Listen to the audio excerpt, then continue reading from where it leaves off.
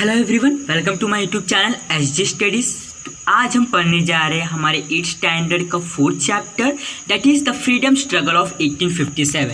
यानी कि उस समय जब हमारी इंडिया आज़ाद हो रही थी या फिर जब इंडिया सारी मुसीबतों को झेल रही थी, उस समय 1857 में किस तरह का स्ट्रगल हुआ, वो स्ट्रगल क्यों हुआ, किसके कारण हुआ, ये सारी चीज़ें हम इस चैप्टर में पढ़ेंगे। और ये भी पढ़ेंगे कि हमने लास्ट चैप्टर में कौन कौन सी सारी चीज़ें, उसके आगे कौन सी चीज़ें हुई, लास्ट चैप्टर के हिसाब से आगे कौन सी चीज़ें हुई वो हम इस चैप्टर में पढ़ने जाने वाले हैं।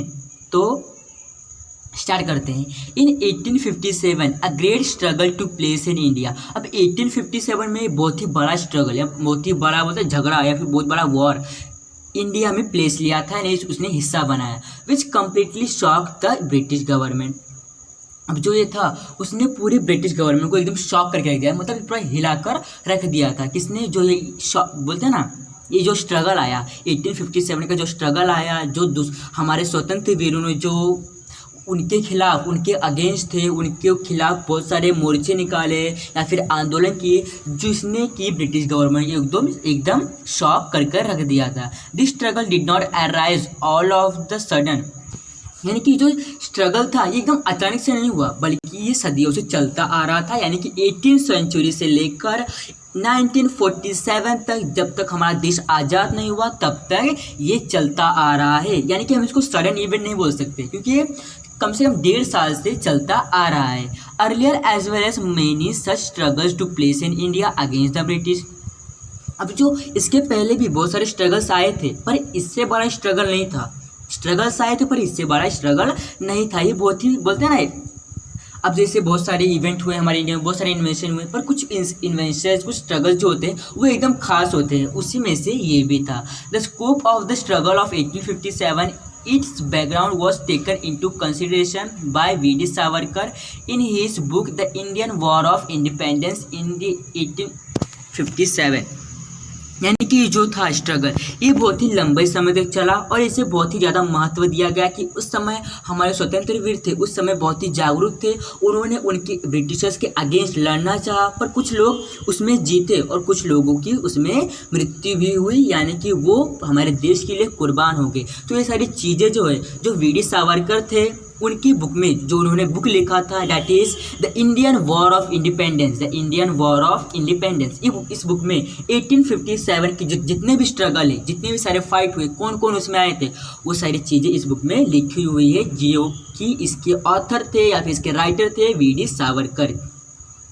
That later many revolution got inspiration from it to go fight against the British। और इसी के चलते जब एक इंसान आगे बढ़ता है, जैसे गांधी जी तो आगे गए थे, पर उनके पीछे पीछे बहुत सारे लोग भी उनके पीछे गए कि उनको भी लड़ना था अपने देश के लिए, अपने लोगों के लिए और अपने आपके लिए भी उन्हें लड़ना था। तो इससे लोग इंस्पायर हुआ करते थे। ठीक उसी तरह बहुत सारे स्वतंत्र वीर आगे गए थे, जिनके पीछे हमारा पूरा देश चला था और उन्हें इंस्पिरेशन मिली और उन्होंने ब्रिटिश के अगेंस्ट लड़ना चाहा, क्योंकि उन्हें पता था अगर वो ब्रिटिश से लड़ेंगे तभी वो एक जाकर स्वतंत्र नेशन को बना पाएंगे। अगर वो नहीं लड़ेंगे, अगर वो चुपचाप बैठेंगे, सारे जुर्मों को सहन करेंगे, तो कुछ भी नहीं कर पाएंगे। अब देखते हैं स्ट्रगल बिफोर 1850।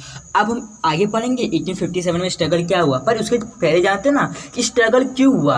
अब स्ट्रगल क्यों हुआ उसके लिए हमें बिफोर जाना पड़ेगा। Struggle before 1857 at every place where the British rule was establish in India. अब पहले जो हमारा जो 18th सेंचुरी से लेकर 1947 तक, हर उसके पहले भी हम बोल सकते हैं 18th सेंचुरी से पहले भी ब्रिटिश आई थी इंडिया में, पर उन्होंने उतना हक नहीं जताया था जितना कि 18th सेंचुरी के बाद से जमाने लगी थी।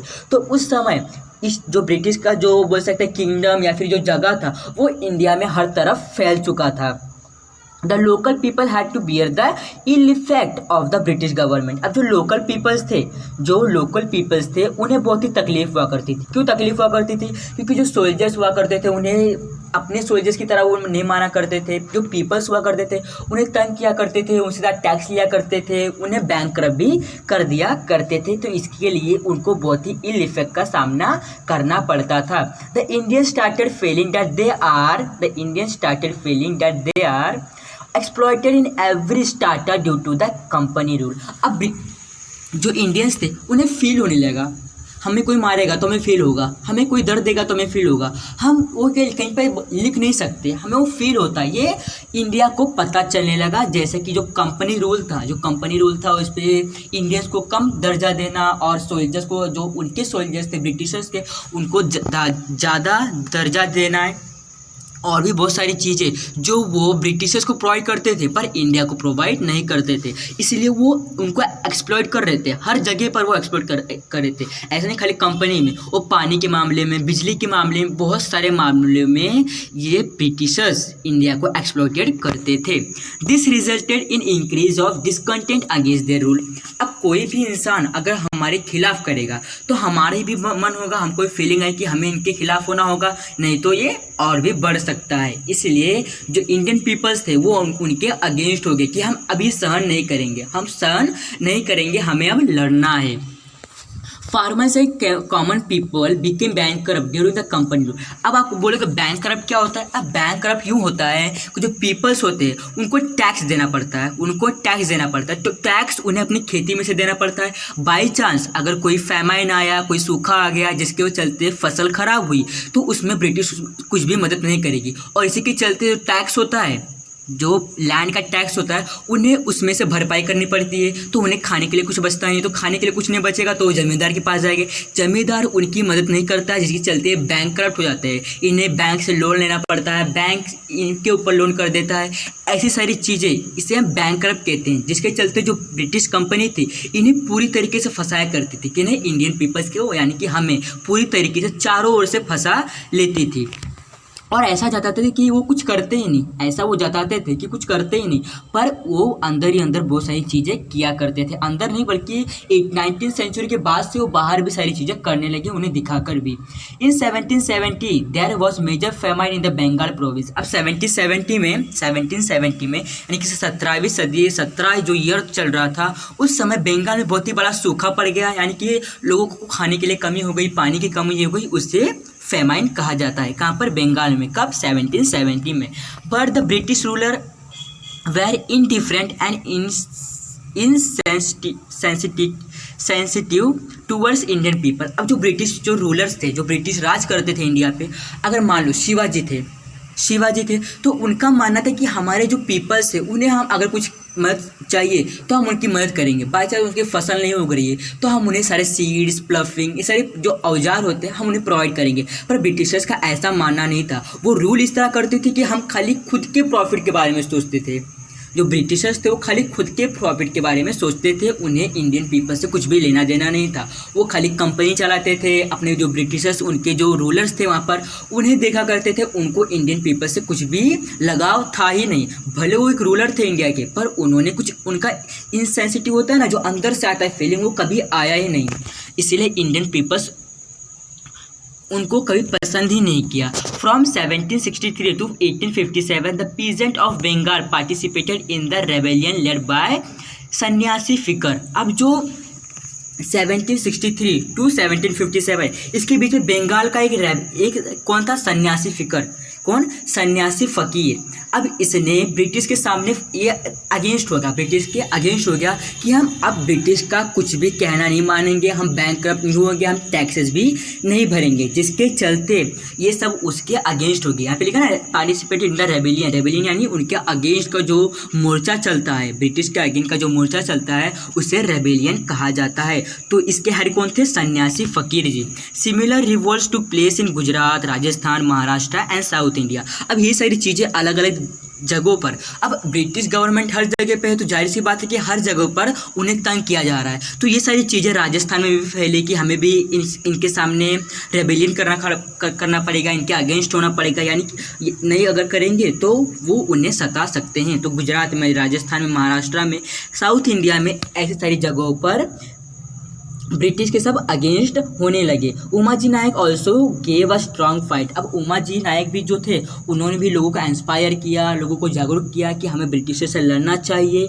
ऐसी सारी चीज़ें होकर ही organise the Ramoshis and the local youth of revolt against British. अब उन्होंने एक रामोसिस नाम का उनका जो पलटन था उसका नाम रखा और उसमें वो ब्रिटिश के अगेंस्ट थे, ऐसा कहते थे they drew a declaration and appeal to fight against the British and overthrow the government. अब उन्होंने डिक्लेयर किया, उन्होंने अपील किया कौन आना चाहता है, कौन अपने देश के लिए लड़ना चाहता है, कौन हमारा साथ देगा, कौन आज़ाद की ज़िंदगी जीना चाहता है। ऐसा उमाजी नायक ने सबको बताया और सबको इंस्पायर किया, और साथ ही साथ सबको अपनी जो उनका टीम था रामोसिस उसमें सबको अपने अंदर भी लिया ताकि वो ब्रिटिश से लड़ सके। दे इंस्पायर्ड पीपल इन पुणे, सतारा, अहमदनगर, सोलापुर, नासिक, भोर। अब इन्होंने जो पीपल्स थे पुणे के, सतारा के, अहमदनगर के, इन सारे पीपल्स को इन्होंने इंस्पायर किया और पीपल्स इंस्पायर भी हुए। In 1832 Umaji Naik was arrested and hands to death in Pune. अब 1832 में ब्रिटिशर्स को अच्छा नहीं लगा, ब्रिटिशर्स बहुत ही, हम बोल सकते हैं बहुत ही एकदम कठोर थी। अब उन्हें अच्छा नहीं लगा तो उन्होंने उमाजी नायक को अरेस्ट किया, उन्हें फांसी की सज़ा दे दी। हैंग टू मतलब हैंज्ड, वहाँ ये भी लिखा है पर उसका मतलब होता है, हम यहाँ पे देख सकते हैं हैंज। अब इसका मतलब होता है फांसी दे देना। अब उमाजी नायक को फांसी दे दी गई, कहाँ पे? पुणे में उनकी डेथ हुई। Indian tribes and forest communities also challenge the British rule. अब जो पीपल्स है कहाँ के, फॉरेस्ट के, या फिर हम बोल सकते हैं जो ट्राइबल पीपल्स होते हैं उनको भी ये तंग क्या करते थे, कौन? ब्रिटिश। इंडियन ट्राइब जो पीपल्स थे या फिर जो फॉरेस्ट में रहा करते थे कम्युनिटीज़ जो थी उन्हें भी चैलेंज किया कि इन्होंने ब्रिटिश रूल ने। अब ब्रिटिश जो रूल थी, अब इनका मानना था कि जो ट्राइबल पीपल्स थे इनके ऊपर भी हम हक अपना जो बोलते हैं हक जताएंगे और ट्रीज को काटेंगे, वहाँ पर अपनी फैक्ट्री बनाएंगे। तो ये बहुत ही गलत काम है, किसी के घर को उजाड़ना बहुत ही गलत काम है। Their livelihood was dependent on the forest resource. अब जो उनके लाइवलीहुड है वो अगर शहर में तो नहीं आ सकते, अब वो जहाँ पर रह रहे हैं, जहाँ पर फॉरेस्ट में उनका बसा हुआ है, तो वो हमारे सिटी में क्यों आएंगे? तो उनका जो लाइवलीहुड था टोटली फॉरेस्ट के रिसोर्स है, जो फॉरेस्ट के फूड या फिर जो एनिमल्स थे उसके ऊपर डिपेंडेंट था। The British laws put restriction on it. अब जो ब्रिटिश लॉ था उसके ऊपर रेस्ट्रिक्शन लगा दिया। अब जाहिर सी बात है जब आप उनके ऊपर रेस्ट्रिक्शन लगाएंगे तो वो भी चुप नहीं बैठेंगे। Consequently Bihar Kolam areas of Chota Nagpur, Gonds of Odisha, Santhals of Bihar fought against the British. अब जो ये बिहार था, कोलम था, छोटा नागपुर, गोंड्स, ओडिशा, जो ये जगह था, जो सारी जगह थी, यहाँ पर ट्राइबल पीपल्स और या फिर बोल सकते हैं फॉरेस्ट कम्युनिटीज रहा करती थी। तो ये सब इनके अगेंस्ट हो गए। किनके अगेंस्ट हो गया? ब्रिटिशर्स के अगेंस्ट, फाउट अगेंस्ट ब्रिटिशर्स। अब ये सब इनके अगेंस्ट हो गया कि आप हमें क्यों तंग कर रहे हो, हमें आपसे कुछ नहीं लेना है, आपको हमें कुछ देना नहीं है, तो आप हमें क्यों तंग कर रहे हो, ऐसा इनका मानना था। और इन्होंने ब्रिटिश के सामने अगेंस्ट हो गया, यानी कि उनसे वॉर करने के लिए भी तैयार हो गए। The Gadkaris from Kolhapur and Phond Sawant from Konkan also challenge the British. अब जो गाड़करीज थे या फिर जो कोंकण के जो फाउंड संत थे, सावंत थे, उन्होंने भी इनके अगेंस्ट लड़ना चाहा। अब जब सारे लोग मिल जाएंगे तो जाहिर सी बात है सारे लोग मिलेंगे तो ब्रिटिश को हराना बहुत ही आसान हो सकता है, क्योंकि लकड़ी एक हो तो तोड़ना मुश्किल है, पर ज़्यादा हो तो ब्रिटिशर्स भी कुछ भी नहीं बिगाड़ सकते इंडियन पीपल्स का। Before 1857 some zamindars and royal class from different territories rebel against the British.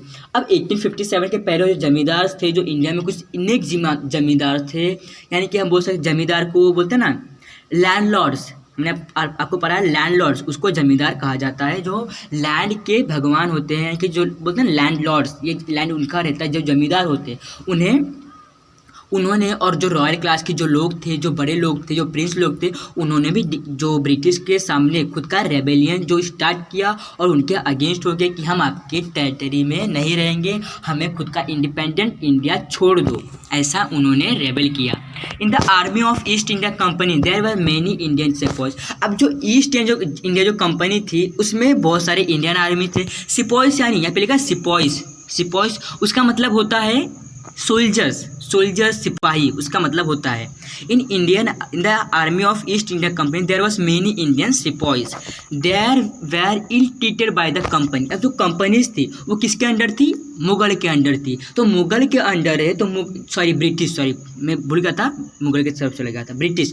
ये जो कंपनी थी वो ब्रिटिश के अंडर थी। तो जाहिर सी बात है जो ब्रिटिशर्स थे वो उनके ऊपर अपना दावा दिखाएंगे, किसके ऊपर? इंडियन जो आर्मी थी उसके ऊपर, जो इंडियन के सिपॉइज थे उनके अंडर।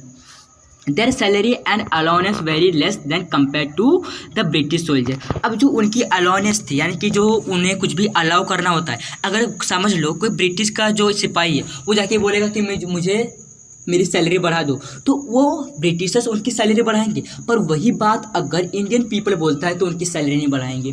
तो ये उनकी सैलरी में कुछ बोलता घोटालाबाजी करते थे, जो उन्हें अलाउ करना चाहिए वो भी नहीं करते थे। तो कंपेयर टू ब्रिटिश, इंडियन का जो बोलते हैं ना, उनका हॉनर जो होता है वो कम था। ब्रिटिशर्स ऐसा करते थे। In 1806 the Vellore and the 1824 the Barrackpore the revolt took up a fierce form. अब जो वेलोर और ये ब्रैकपोर, जो ब्रैकपोर था, बैरकपुर, ये दो जगह हैं। अब यहाँ के जो लोग थे ये भी रिवॉल्ट के तरफ हो गए कि इन्हें भी रिवॉल्ट करना था। अब जो वेलोर और बैरकपुर जो ये है, यहाँ के जो इंडियन आर्मी जो पीपल्स थे वो कंपनीज में ज़्यादा हुआ करते थे, इसलिए इन्होंने भी रिवॉल्ट शुरू कर दिया। All this rebellion took place in their respective territories. अब जो रेबेलियंस थे, जो बहुत सारे रेबेलियंस था, कहीं सूरत पे हुआ करता था, कहीं अहमदनगर में, कहीं सोलापुर में, कहीं नासिकगढ़ में, सब ऐसी जगह पर हुआ करता था। ये एक जगह पे नहीं था, एक रेस्पेक्टिव टेरिटरीज में नहीं था, ये अलग अलग जगहों से स्टार्ट हुआ। जो रेबेलियंस था अलग अलग जगहों से स्टार्ट हुआ ब्रिटिश के खिलाफ। They were local in nature and single-handed. The British firstly broke down the river.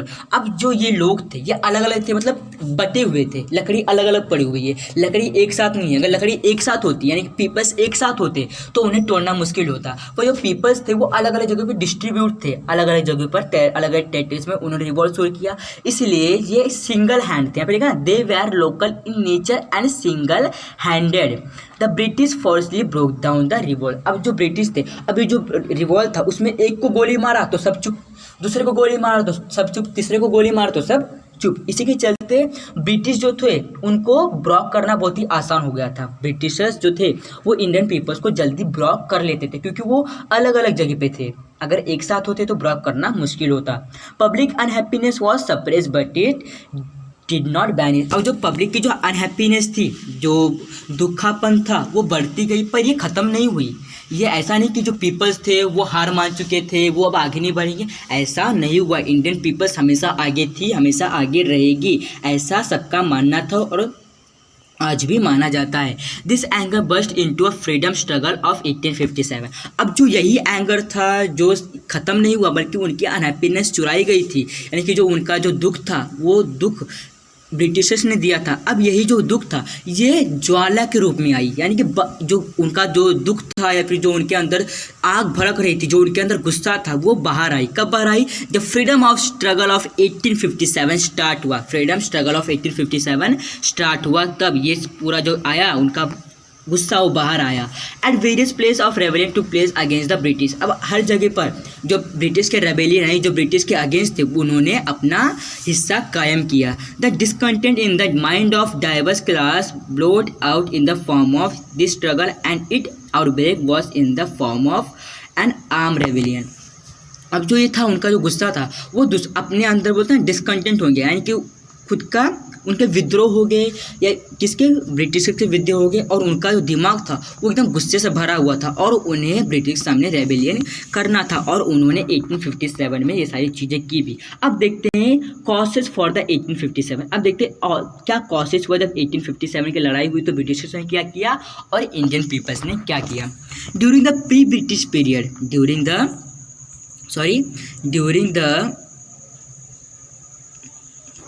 The pre British period there were many kingdom in India. जब ब्रिटिश नहीं थी, प्री ब्रिटिश यानी ब्रिटिश के पहले, पोस्ट ब्रिटिश यानी British के बाद, यहाँ पे लिखा प्री ब्रिटिश यानी ब्रिटिश के पहले, जब बहुत सारे किंगडम्स थे। There were many kingdoms in India, whatever changes took place at the centre never affected the village system. अब उस समय जो कुछ भी हुआ करता था, कुछ भी अगर किंगडम में कोई राजा अपनी अनुमति लेता था, अपना जो कुछ काम था दूसरे से करवाता था, तो उससे जो पीपल के जो सेंटर पीपल्स होते, जो विलेजर्स होते, उन्हें कुछ भी इल इफेक्ट नहीं हुआ करता था, उन्हें हमेशा फ़ायदा हुआ करता था, उन्हें कुछ भी नुकसान नहीं होता था। The village system continues as it is, यानी कि जो विलेज का सिस्टम था वो चलता ही रहता था, चाहे राजा कुछ भी करे, वो अपना पर राजा उस समय कुछ अच्छा ही सोचा करते थे, कुछ बुरा नहीं सोचा करते थे। पर ब्रिटिश बहुत ही अलग अलग चीज़ों पर करती थी, but the British change the prevalent system and try to set up a new system.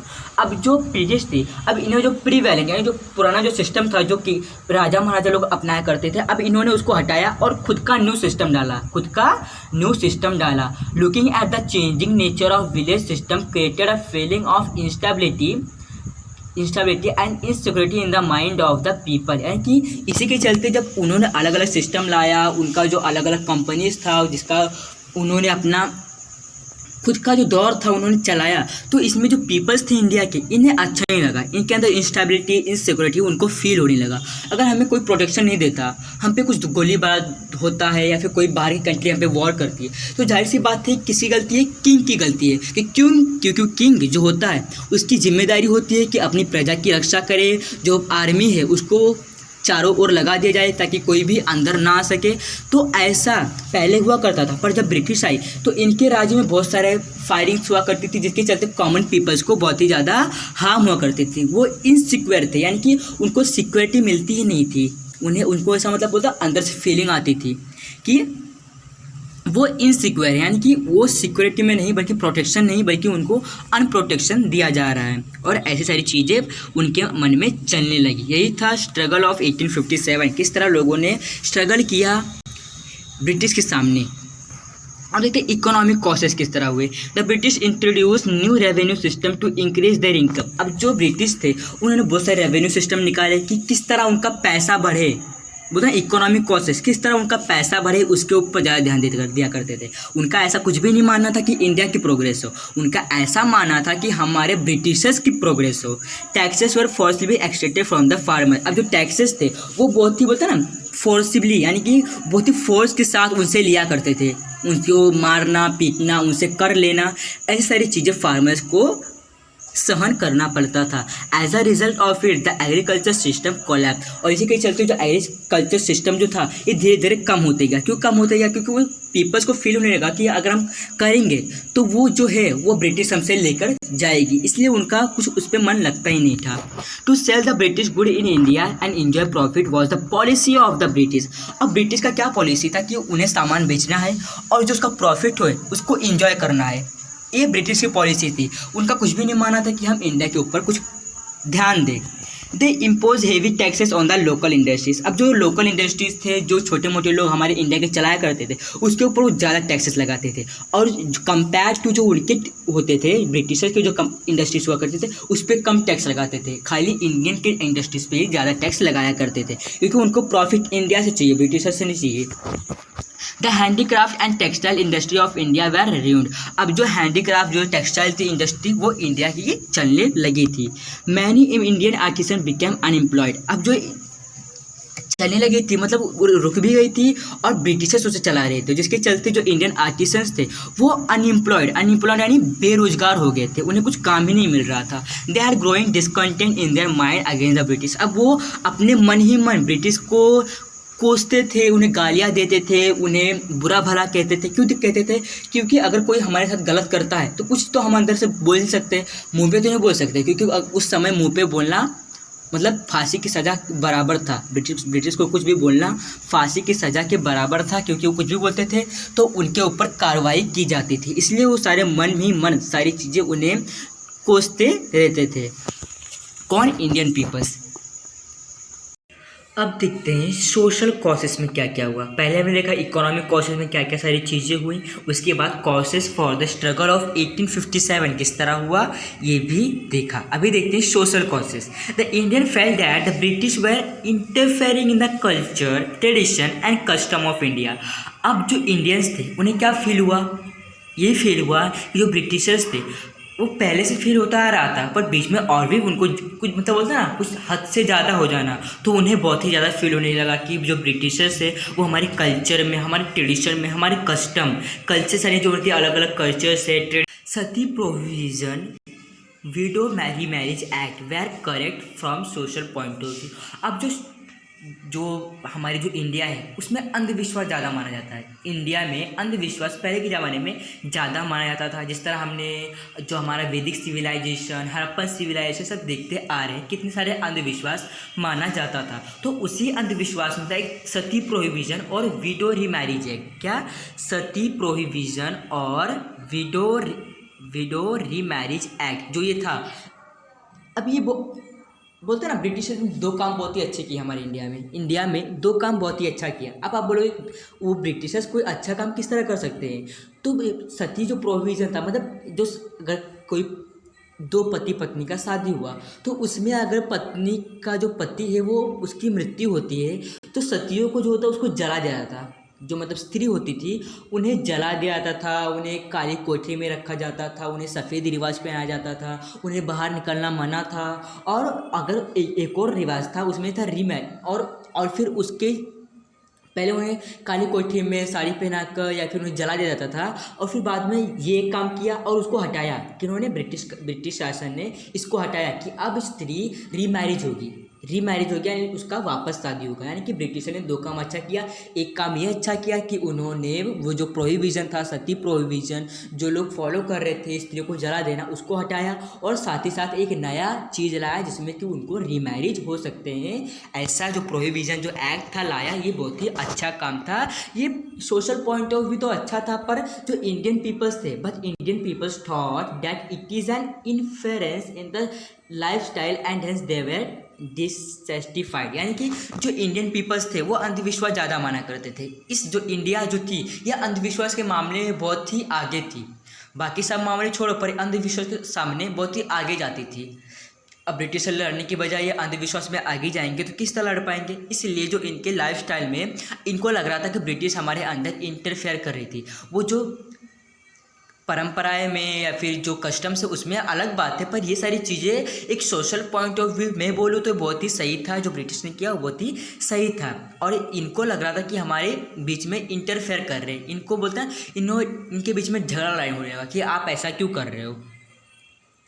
अब ब्रिटिश ने ये इसलिए किया क्योंकि अगर जो इंडिया में फॉलो होगा वही उन्हें भी फॉलो करना पड़ेगा। उन्हें भी अगर उनके पति मरे ब्रिटिशर्स में तो उन्हें भी मरना जलना पड़ेगा। इसलिए ब्रिटिशर्स ने इसे जो रूल था उसे हटाया।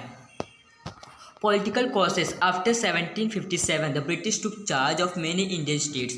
अब जो पॉलिटिकल कॉसेस किस तरह हुआ अभी देखते हैं। पॉलिटिकल कॉसेस यानी जाहिर सी बात है पॉलिटिकल में उस समय का पॉलिटिकल किस तरह था, उसमें क्या क्या कॉसेस यानी कमियां आई या फिर किस तरह का रीज़न सामने आया। After 1757 the British took charge of many Indian states. यानी कि जो जब 1757 आया तब से लेकर जो ब्रिटिश थी वो इंडिया के बहुत सारे स्टेट को कब्जा कर चुकी थी, और उसके जो टैक्सेस थे या फिर जो हम बोल सकते हैं रेवेन्यू वो चार्ज करने लगी थी। Later Lord Dalhousie annex many princely states of various cause. The Nawab of Ayodhya was dethroned and ground of Mal administration, whereas the princely state of Satara, Nagpur and Jhansi were annexed through the doctrine of lapse. Due to this policies of Dalhousie, the Indian did not consider the British as trustworthy. अब आप बोलोगे कि Britishers को मतलब भरोसेमंद क्यों नहीं माना जाता था।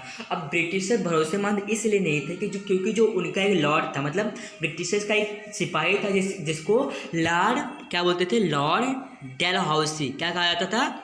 Lord Dalhousie. क्या कहा? Lord Dalhousie. अब इसने क्या किया, जो बहुत सारे प्रिंसली स्टेट्स थे जैसे कि अयोध्या था या फिर नागपुर, सतारा स्टेट, झांसी, इसको जो डेलहाउसी था उसने अपने अंदर ले लिया। मतलब जो उसका था डॉक्ट्रिन ऑफ लैप्स, जो इसका स्टेट था इसके अंदर सतारा, नागपुर, झांसी और भी बहुत सारे जो स्टेट थे उसको इसके अंदर शामिल कर लिया। यानी कि जो उसका था एम्पायर उसको एक्सपांड कर लिया सतारा में, नागपुर में। मतलब अभी ये सब सारी चीज़ें सतारा के नाम से नहीं जानी जाएंगी, नागपुर के नाम से नहीं जानी जाएंगी, बल्कि वो डॉक्ट्रिन ऑफ लैप्स के नाम से जानी जाएंगी। इसीलिए जो ब्रिटिशर्स को इंडिया वाले भरोसेमंद नहीं माना करते थे। ब्रिटिश ये सब मामले में बहुत ही आगे थी, और ये सारी चीज़ें उन्हें कूट कपाट या फिर बुरी चीज़ें करने का ज़्यादा शौक हुआ करता था। Discontent among the Indian soldier. अब इंडियन सोल्जर के बीच में किस तरह डिसकंटेंट हुआ, या फिर ब्रिटिशर्स के बीच में और इंडियन सोल्जर्स के बीच में किस तरह डिसकंटेंट हुआ। आपको जानकर हैरानी होगी कि जो ब्रिटिशर्स थे उनके सोल्जर्स और इंडियन सोल्जर्स साथ में हुआ करते थे। अगर आपको पता नहीं तो मैं बता देता हूँ, जो सोल्जर्स हुआ करते थे वो मिलजुल कर होते थे। पर बात ये थी कि इंडियन सोल्जर्स को कम रिस्पेक्ट मिलता था और ब्रिटिश सोल्जर्स को ज़्यादा रिस्पेक्ट दिया जाता था, सैलरी ज़्यादा दी जाती थी और भी ज़्यादा बोलते हैं हम हॉनर भी ज़्यादा दिया जाता था। The Indian soldiers were given low status by the British officers. अब जो इंडियन सोल्जर्स थे उन्हें लो स्टेटस, यानी कि उनका हमेशा कमियां निकालना, उन्हें टूटना शराबना, ये सारी चीज़ें ब्रिटिश करती थी इंडियन सोल्जर्स के साथ। They could not gain any post higher than the subedar. अब जो इंडियन सोल्जर्स थे उन्हें सूबेदार से ऊपर जाने ही नहीं दिया, बल्कि जो ब्रिटिशर सोल्जर्स थे वो और भी जाकर आगे बने, सूबेदार और भी आगे आगे चलते गए। पर जो इंडियन सोल्जर्स थे उन्हें सूबेदार के आगे जाने ही नहीं दिया। They were paid less compare to British soldiers. अब जो उनका सैलरी था वो ब्रिटिश सोल्जर से बहुत ही कम पे हुआ करता था। The allowance were also gradually decrease. अब जो उनको अलाउनेंस, अब बोलोगे अब अलाउनेंस क्या होता है। अब जो अलाउनेंस होता है उसका मतलब होता है कि अगर कोई परमिशन मांग रहे हैं, कोई भी अपना बोलते हैं रेस्ट्रिक्शन या फिर कोई भी चीज़ें, अगर कुछ भी अपना प्रस्ताव रखते थे तो उसके ऊपर अलाउ नहीं किया जाता था, उन्हें अलाउ ही नहीं किया जाता था। वो बोलते थे कि तुम्हारा प्रस्ताव बहुत ही गलत है, दोबारा ऐसी प्रस्ताव मत लेकर आना। ऐसी सारी चीज़ें जो ब्रिटिशर्स इंडियन सोल्जर्स के साथ करते थे compare to Britisher soldiers. Due to this reason there were was growing discontent among the Indian soldier. और इसी के चलते जो इंडियन सोल्जर्स के बीच में डिसकंटेंट, यानी कि बोलते ना झगड़ा लड़ाई जैसा, या फिर उसके एक दूसरे के अगेंस्ट हो जाना, ऐसी सारी चीज़ें होने लगी। यानी कि बीच में ही इंडियन सोल्जर्स अपने आप में ही लड़ने लगे, ब्रिटिशर्स के सामने नहीं बल्कि अपने आप में ही। नहीं पड़ेगा ना, डिसकंटेंट अमॉन्ग इंडियन सोल्जर, यानी कि इंडियन सोल्जर्स के बीच में डिसकंटेंट किस तरह हुआ। अब देखते हैं इमीडिएट कॉज। इमीडिएट कॉज यानी बोलते बोलते ना एक बहुत महत्वपूर्ण होता है ये सब। In 1856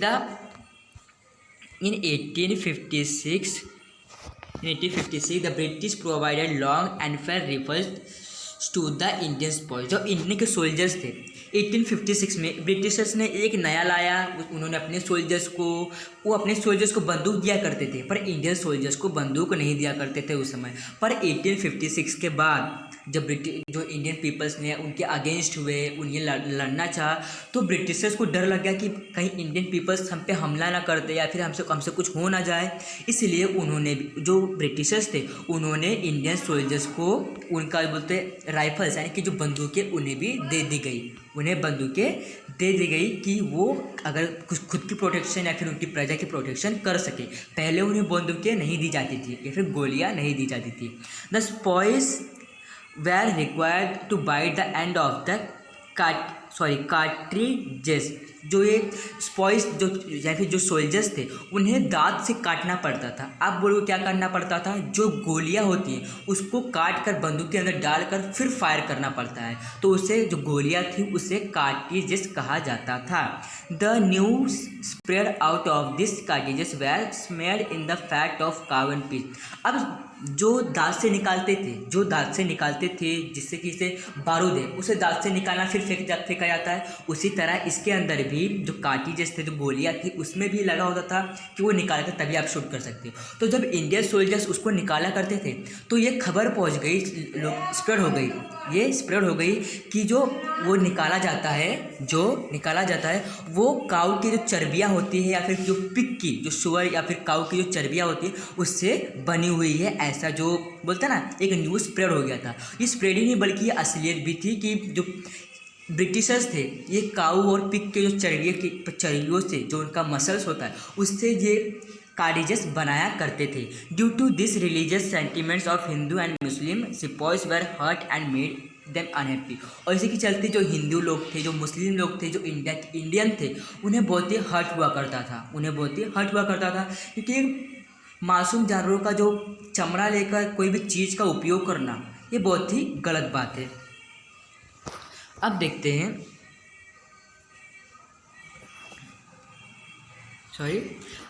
the outburst. अब आउटबस्ट किस तरह, वो भी वो देखते हैं। आउटबस्ट यानी लोगों का गुस्सा किस तरह बाहर आया। रुको मैं आपको 2 minute. The disciplinary action was taken on those boys who refused to use the cement cartridges and were given serve punishment। अब जो ब्रिटिशर्स थे उन्होंने सबके ऊपर पनिशमेंट चालू कर दिया। क्यों पनिशमेंट चालू किया? क्योंकि जो इंडियन पीपल्स थे वो मना करते थे कि हम ये सारी चीज़ें उपयोग में नहीं करेंगे, हमें अपने जो जानवर हैं उनकी रक्षा करना है और ये सारी चीज़ों का उपयोग हम नहीं करेंगे, ये सारी चीज़ों का उपयोग हम नहीं करेंगे। जो आप हमें बंदूकें दे रही है ये भी हम यूज़ नहीं करेंगे। तो अगर जो ऐसा बोला करता था, जो उनके सामने ऐसा बोला करता था, उन्हें जो ब्रिटिशर्स थे वो बहुत ही पनिशमेंट दिया करते थे, सर्व पनिशमेंट यानी बोलते कठोर दंड दिया करते थे।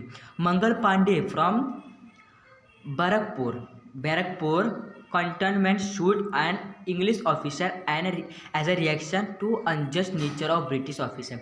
अब जो ब्रिटिश ऑफिसर था इतने लोगों के साथ बहुत ही गलत करना चाहा या फिर मारना पीटना कि अगर कोई पनिशमेंट करता तो उसके सामने मंगल पांडे आए। आपने मूवी देखा होगा आमिर खान का, उसमें आपको अच्छे से समझ में आ सकता है।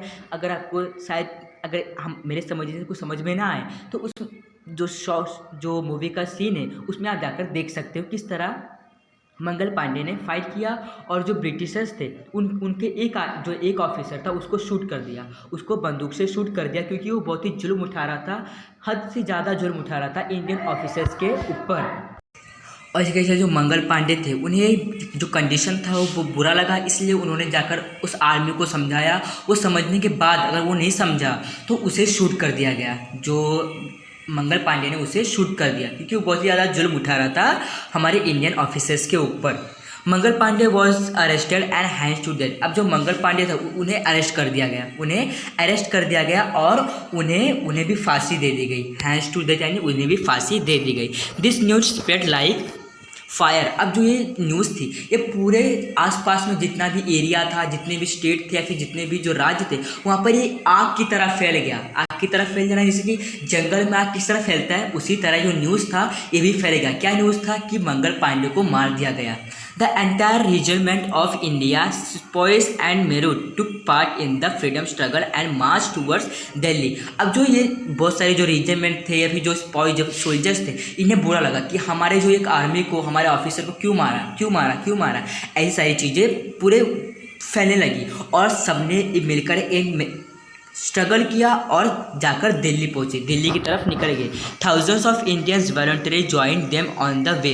अब बहुत सारे जब वो निकले, जब वो रास्ते पे दिल्ली के रास्ते पे जा ही रहे थे तो बीच में जो बहुत सारे स्टेट थे जहाँ के कुछ ऑफिसर्स थे उन्होंने उन्हें ज्वाइन किया, किन्हें जो स्ट्रगल के लिए निकले थे। They handed over the leadership of the freedom struggle to Mughal emperor Bahadur Shah and proclaim him as the emperor of India. और फिर बाद में उन्होंने चाहा कि जो हमारे लीडर होंगे, जो ये दिल्ली की ओर जो फौज लेकर निकले थे, जो आर्मी थे और इंडियन ऑफिसर्स, उन्होंने एक अपने आप को मतलब एक मुगल एम्परर को अपना बोलते हैं ना एक लीडर बनाना। उसका नाम था बहादुर शाह। ये बहुत ही अच्छा लीडर था, भले ही मुगल था पर बहुत ही अच्छा लीडर था। Point of view as a India ये बहुत ही अच्छा लीडर था और इसे उसका एम्परर बनाया गया। किसका एम्परर? इंडिया का एम्परर बनाया गया कि अभी जो कंट्रोल करेगा उस सारी चीज़ों को वो कौन कंट्रोल करेगा?